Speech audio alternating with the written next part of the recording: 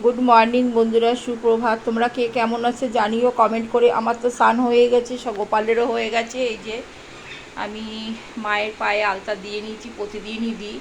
ভোলেনাথকেও আমি একদম স্নান টান করিয়ে সাজুগুজু করিয়ে সবাইকে বসিয়ে দিয়েছি, তারা মাকেও।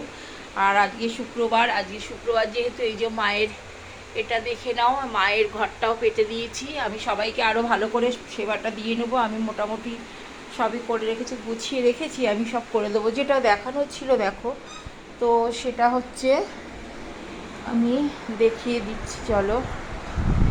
তো এই যে গাছটা আমি কাটিং করেছি, নীলকল্ঠ গাছটা কেমনভাবে কাটিং করতে হবে এটা কি গোল করার চেষ্টা করছি, জানি না পারবো কি না। তো আমি এটা বাড়তে দেবো না, ঠিক আছে? আমি ঠিক এরম হাইটটা এরম রাখবো। এই যে দেখো এরম, এইসব গাছগুলোও ঠিক তাই সেম।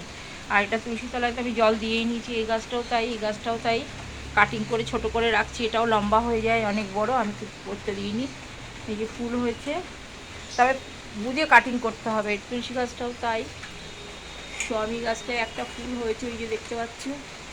আর এই যে লেবু গাছটাও তাই, সব কাটিং করে করে রাখছি। আমি একটু বর্ষা পড়লেই আমি দেবো, সার দেবো। ভাই বন্ধুরা, ওয়েদার দেখো খুব খারাপ।